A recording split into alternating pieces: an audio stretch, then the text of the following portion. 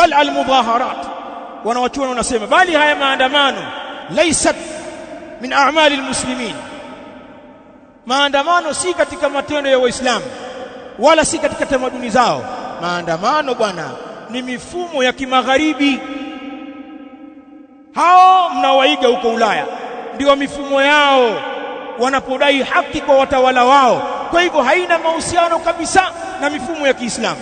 Sasa kama wewe ni magharibi au umewiwa na umagharibi au moyo wako umeelekea huko, ni wewe. Sisi ni waislamu wa magharibi, sisi hatuwaigi, wanatakiwa waige kwetu. Wale makafiri tu, kheri iko kwetu, hawajajua. Na wale waliojua Uislamu wanajutia kwa nini wanakuwa makafiri. Unatuambia tuwaige wao sisi kwa sababu ya Kiingereza chako hicho failure, utushawishi tuache misingi ya dini yetu tuwafuate wazungu? La, wanasema ulama maandamano ni mifumo ya wa magharibi. Kwa kauli moja, fatawa zote ukipitia sio mifumo ya Kiislamu. Wao walibuni mifumo hii ya kudai haki zao na haya mambo ya migomo na mambo mengine. Bali wanasema ulama fabil mudhaharat yazdadu sharru sharra, kwa sababu ya maandamano kiuzoefu. Ni ulama hao, shari huongezeka kuwa ni shari zaidi. Kama kuna shari katika miji, mkileta mambo ya maandamano, ulama wanasema ile shari iliyopo huzidi maradufu.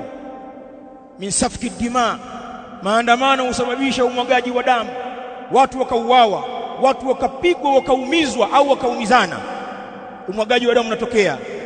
Wanahbil amwal, na uporaji wa mali zikaporwa, maduka yakavunjwa, watu wakanyang'anywa, hutokea hilo. Wantihakil a'rab, heshima za watu zikavunjwa kwa sababu ya maandamano.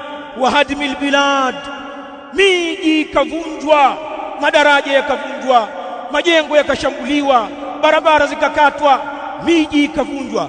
Bal watarwi'il aminin, na kuwatia hofu watu wenye amani, wagonjwa, wanawake, watoto, wazee. Haya ni katika mafasid yanayopatikana. Bali zina katika ibada, tanqati'u al-ibadat wa tuhajjaru al-masajid, ibada zina katika, misikiti inahamwa, tatawakafu durus, masomo yanasimama, masomo ya kielimu.